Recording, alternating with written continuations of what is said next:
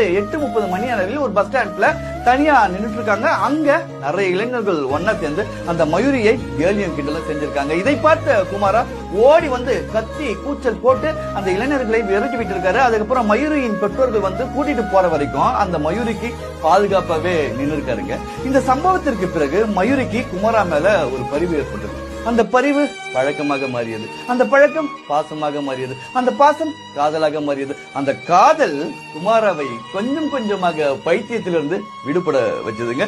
இப்போ குமாரா இலங்கையில் இருக்க மிகப்பெரிய தொழிலதிபர்களில் ஒருவர். மயூரி இல்லை என்றால் அவர் இன்னும் பைத்தியமாக தாங்க இருந்திருப்பார். ஒரு பெண்ணுடைய காதல் ஒரு பைத்தியத்தையே தொழிலதிபராக மாற்றுகிறது என்றால் உங்களுடைய காதல், உங்களுடைய அன்பு உங்களை நேசிக்கிறவங்க இல்ல நீங்க நேசிக்கிறவங்களா மாற்றி விடாதா என்ன?